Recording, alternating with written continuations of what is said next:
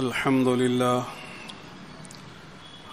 لله نحمده ونستعينه ونستغفره ونؤمن به ونتوكل عليه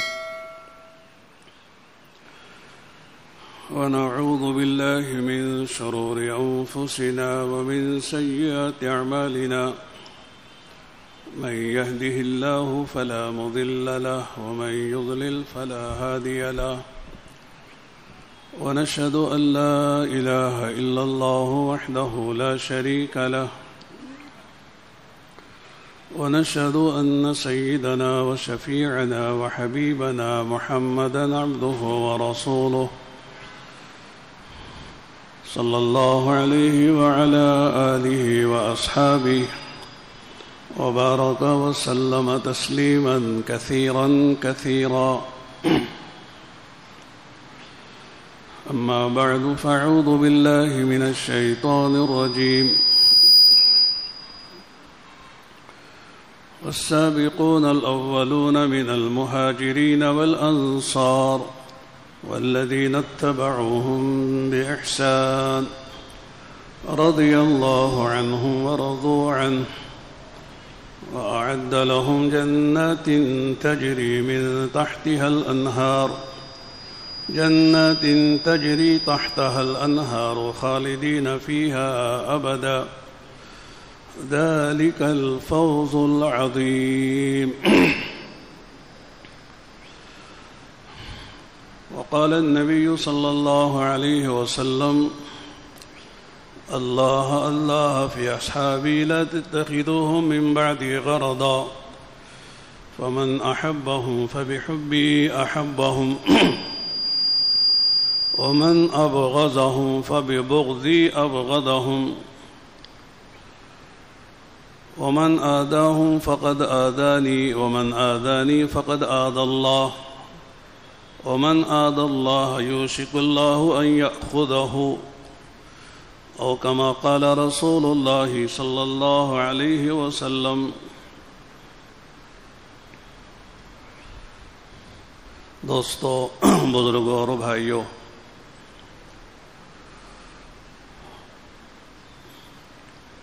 دنیا میں ایمان والوں کے لیے جو فتنے ہیں وہ بے شمار ہیں. بہت سے فتنے وہ ہیں جس کو ہر آدمی سمجھتا ہے اور اسے بچنے کی صحیح کوشش کرتا ہے تاکہ اس کا دین و ایمان محفوظ رہے. لیکن ایک فتنہ ایسا ہوتا ہے جس کو کم لوگ سمجھ پاتے ہیں.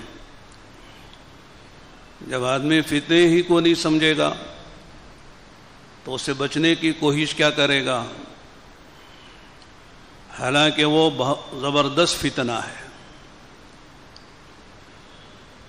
وہ فتنہ یہ ہے کہ اہل باطل یا اہل حق ہی میں سے کچھ لوگ شعوری یا غیر شعوری طور پر بعد والوں کا جو اعتماد اپنے اگلوں پر ہوتا ہے، پچھلے لوگوں پر ہوتا ہے، وہ اعتماد ختم کر دیتے ہیں، وہ اعتماد کو مجروح کر دیتے ہیں. اگر بعد والوں کا اپنے اگلوں پر، پچھلوں پر اعتماد باقی نہ رہے، جن کے واسطے اور جن کے ذریعے سے دین ہم تک پہنچا ہے، تو پھر دین کی بنیادیں ہل جاتی ہیں، دین متزلزل ہو جاتا ہے. اس لیے یہ بہت اہم بات ہے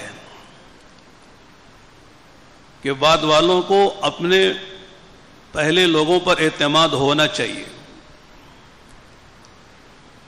اگر اعتماد نہیں ہے تو ان سے باتیں جو ہم تک پہنچی ہیں، دین کی اور ایمان کی، سنت و شریعت کی، کتاب کی، کتاب اللہ کی، احادیث رسول اللہ کی،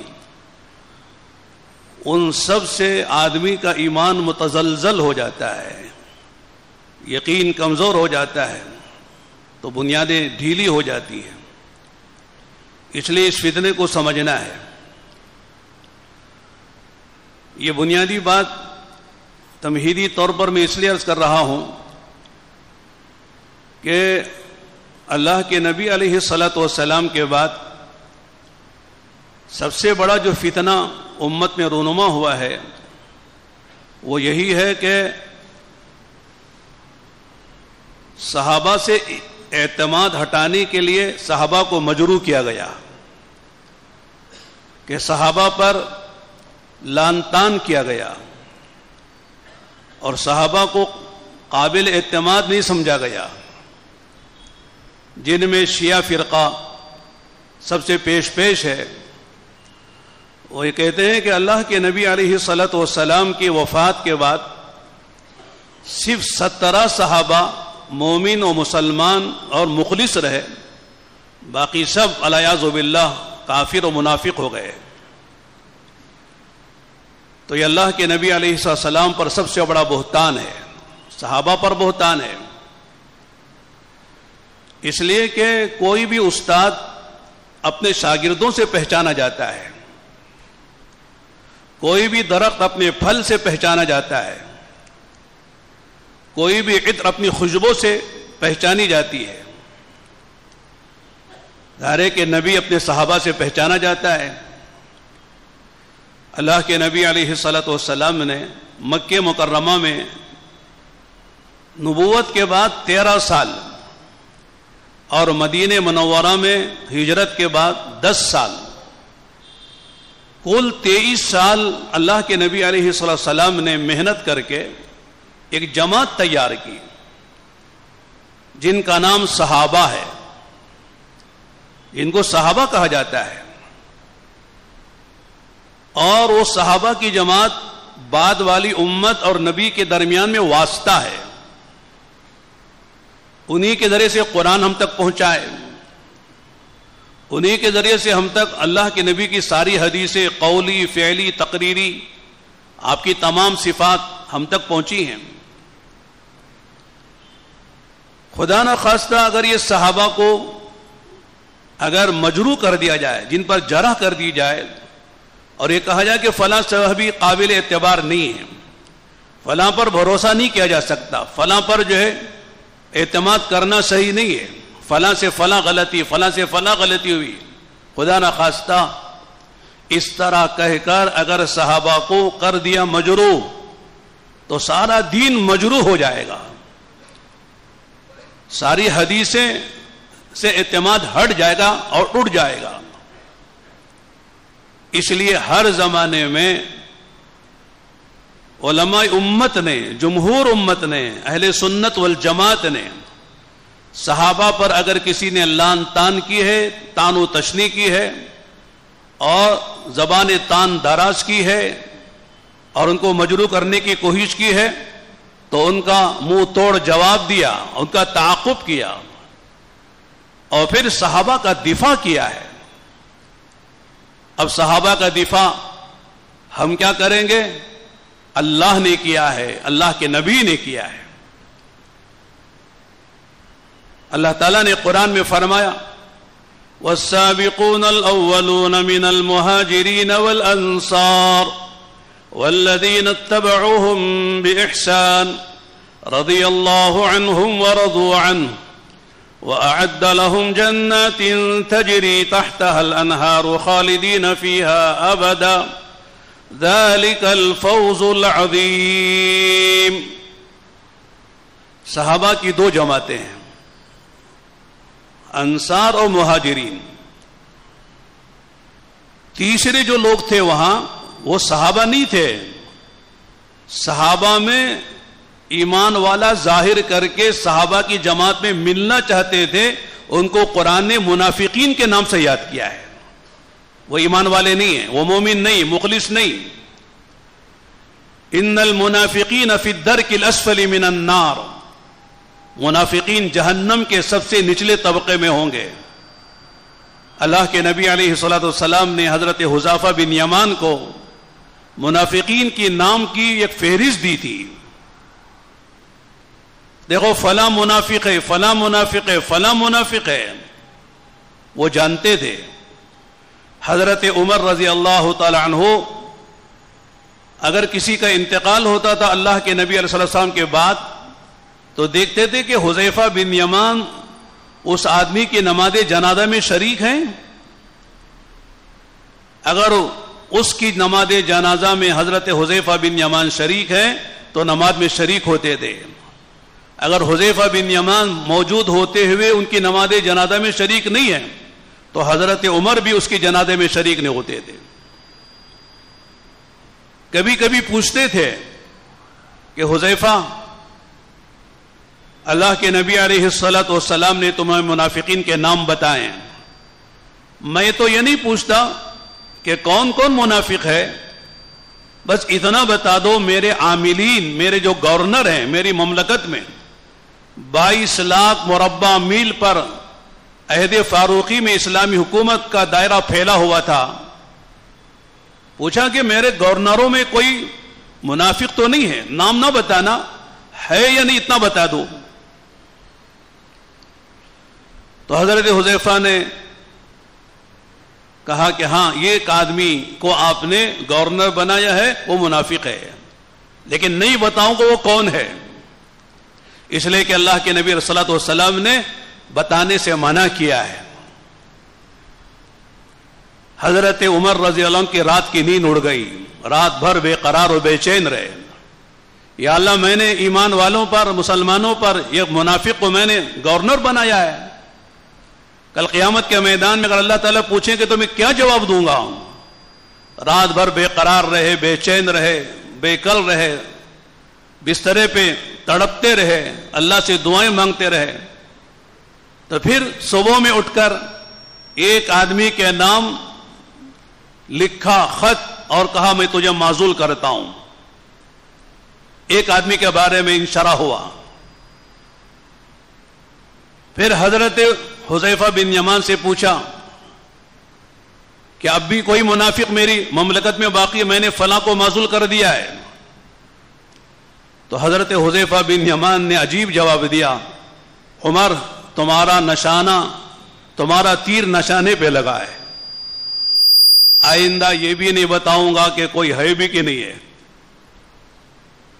اللہ کے نبی نے انہی کے بارے میں کہا تھا اتقوا فراست المومن فإنه ينظر بنور اللہ، مومن کی فراست سے ڈرو اس لیے کہ مومن اللہ کے نور سے دیکھتا ہے۔ تو صحابہ کی دو جماعتیں انصار و مہاجرین، ان دونوں کے بارے میں اللہ نے خود فرمایا والسابقون الاولون من المہاجرین والانصار والذین اتبعوهم بإحسان رضی اللہ عنہم ورضوا عنہ۔ انصار و مہاجرین میں جو سابقین اولین ہیں اور پھر صفت احسان کے ساتھ ان کے نقش قدم پر چلنے والے لوگ ہیں، فرمایا اللہ ان سے راضی ہو گیا، رضی اللہ عنہم ورضوا عنہ، وہ اللہ سے راضی اور وہ اللہ ان سے راضی۔ پھر آگے فرمایا اللہ نے ان کے لیے ایسے باغات جنت میں تیار کر رکھے ہیں جن کے نیچے سے نہریں جاری ہیں، ذالک الفوز العظیم، یہی سب سے بڑی کامیابی ہے۔ اس آیت میں اللہ تعالیٰ نے انصار و مہاجرین کے لیے اپنی رضا کا پروانہ دنیا میں دیا ہے۔ حالانکہ حدیث میں آتا ہے قیامت کے میدان میں جب جنتی اہل ایمان جنت میں چلے جائیں گے، اللہ تعالیٰ فرمائیں گے میرے بندو بتاؤ کوئی اور نعمت چاہتے ہو؟ تو بندے کہیں گے اللہ وہ دیا ہے جس کو کسی آنکھ نے دیکھا نہیں، کسی کان نے سنا نہیں، اور کسی کے دل و دماغ پر اس کا وہم و گمان بھی نہیں گزرا، اب مانگے تو کیا مانگے سمجھ میں نہیں آ رہا ہے۔ تو اللہ تعالیٰ فرمائیں گے سنو آج ایک بشارت سناتا ہوں، یہ خوشخبری سناتا ہوں، دنیا میں تمہیں کھٹکا لگا رہتا تھا، پتہ نہیں اللہ آج راضی ہے کل ناراض نہ ہو جائیں۔ اللہ کی ناراضگی سب سے بڑی مصیبت ہے۔ اللہ فرمائیں گے اليوم احل علیکم رضوانی فلا اسخط علیکم بعد اليوم ابدا، آج میں تم سے راضی ہو گیا، کبھی تم سے ناراض نہیں ہوں گا۔ یہ سب سے آخر میں جو پروانہ اہل جنت کو اللہ جنت میں دیں گے، اللہ تعالیٰ نے صحابہ کو دنیا ہی میں دے دیا. رضی اللہ عنہ ورضوا عنہ، اللہ ان سے راضی اور وہ اللہ سے راضی. قرآن کریم کی بے شمار آیتیں ہیں جس میں صحابہ کی فضیلت کو اللہ نے خود بیان فرمایا ہے. اللہ کے نبی علیہ السلام کی 20 نہیں سینکڑوں حدیثیں ہیں جس میں اللہ کے نبی علیہ السلام نے اپنے صحابہ کی فضیلت کو بیان کیا ہے. ایک حدیث صحیح ترین حدیث ہے، آپ نے فرمایا لا تسبوا اصحابی، میرے صحابہ کو برا بلا نہ کہنا. فلو ان احدکم انفق مثل احد ذهبا ما بلغ مد واحد من اصحابی ولا نصیفہ، اگر تم میں سے کوئی آدمی احد پہاڑ کے برابر سونا صدقہ کرے. احد پہاڑ سب نے تقریباً دیکھا ہے مدینہ منورہ میں، جس کے دامن میں 70 صحابہ آرام کر رہے ہیں، جہاں جنگ احد ہوئی تھی. تقریباً 15 کلومیٹر پر پھیلا ہوا ہے. 15 کلومیٹر کا وہ پہاڑ ہے. شاید پوری دنیا میں اتنا سونا بھی نہیں ہوگا جتنا پہاڑ ہے. تو اگر کوئی آدمی احد پہاڑ کے برابر سونے کا مالک بنے اور اسے اللہ کے راستے میں اخلاص کے ساتھ صدقہ خیرات کر دے مخلص ہو کر، فرمایا اس کے باوجود ایسا شخص بعد والا صحابہ میں سے کسی نے ایک مد ایک پیمانہ ہوتا ہے ناپنے کا، جس کو آج ہم کہیں آدھا کلو، یہ کلو بھی نہیں، آدھا کلو میرے صحابہ میں سے کسی نے خرچ کیا ہو اللہ کے راستے میں، اس پر جو اجر و ثواب ان صحابہ کو ملا ہے اتنا ثواب بعد والوں کو احد پہاڑ کے برابر سونا صدقہ کرنے پر بھی نہیں ملے گا، بلکہ اس کا آدھا بھی نہیں ملے گا، 1/4 بھی ثواب نہیں ملے گا اگر کسی نے احد پہاڑ کے برابر ثواب، احد پہاڑ کے برابر جو ہے وہ یعنی سونا صدقہ کیا ہے. تو معلوم یہ ہوا کہ بعد والے جتنی چاہے قربانی دے لیں، جتنے چاہے مجاہدے کر لیں، جتنی چاہے عبادتیں ریاضتیں کر لیں، وہ کسی صحابی کے مقام کو نہیں پہنچ سکتے. ایک بات سنا کے بات کو ختم کرتا ہوں، وقت زیادہ نہیں ہے، اللہ نے چاہا تو آئندہ جمعے میں کچھ ضروری باتیں عرض کی جائیں گی. حضرت عبداللہ ابن مبارک بڑے صحابہ میں سے ہیں، تابعین میں سے ہیں، امام بخاری رحمۃ اللہ علیہ کے استاد ہیں. امیر المومنین کا لقب ان کو بھی دیا گیا ہے، بعد میں امام بخاری کو امیر المومنین فی الحدیث کا لقب دیا گیا. ان سے کسی نے پوچھا کہ حضرت عمر بن عبدالعزیز رحمۃ اللہ علیہ اور حضرت امیر معاویہ رضی اللہ عنہ میں کون افضل ہے؟ عمر بن عبدالعزیز رحمۃ اللہ علیہ کے مقام مرتبے کو سب جانتے ہیں، اللہ نے کیا مقام دیا تھا، کیسا عدل و انصاف تھا، کیسے زاہد فی دنیا تھے، 2.5 سال کے عرصے میں کیسی حکومت کی ہے کہ بھیڑ اور بھیڑیا یہ گھاٹ پہ پانی پیتے تھے، کوئی زکوٰۃ لینے والا نہیں تھا. چنانچہ ان سے پوچھا گیا کون افضل ہے، تو فرمایا کہ کیا پوچھتے ہو، امیر معاویہ کا موازنہ عمر بن عبدالعزیز سے، عمر بن عبدالعزیز کا موازنہ تم امیر معاویہ سے کرتے ہو. سنو، حضرت امیر معاویہ رضی اللہ عنہ اللہ کے نبی کے ساتھ کسی غزوے میں جہاد میں گئے ہوں اور ان کے گھوڑوں کے ٹاپوں سے جو دھول اڑ کے ناک میں جو گھس گئی کسی کے، فرمایا عمر بن عبدالعزیز رحمۃ اللہ علیہ اس دھول کا بھی مقابلہ نہیں کر سکتے. وہ صحابی ہیں اور یہ تابعی ہیں، لہذا صحابی تمام تابعین مل کر، تمام محدثین مفسرین مل کر ایک ادنا صحابی کے درجے کو نہیں پہنچ سکتے. قد میرے دوستو، صحابہ ہمارے سر کے تاج ہیں، صحابہ معیار ہیں، مقیاس ہیں، صحابہ پر اعتماد ضروری ہے. اگر صحابہ کو کوئی مجروح کرتا ہے تو گویا کہ وہ دین پر جرح کر رہا ہے، اور بعد والوں کا اعتماد صحابہ سے ہٹا کر دین کی اساس و بنیاد، اس کی جڑوں کو کھوکھلا کرنا چاہتا ہے. اس لیے صحابہ پر اعتماد ہونا چاہیے. صحابہ جو ہے ساری امت کے لیے معیار ہے، مقیاس ہیں، اسوہ اور قدوہ ہیں. اللہ تعالی ہم سب کو صحابہ کی صحیح قدردانی کی توفیق عطا فرمائے، ان کے نقش قدم پر چلنے کی اللہ توفیق عطا فرمائے. وآخر دعوانا الحمد للہ رب العالمین.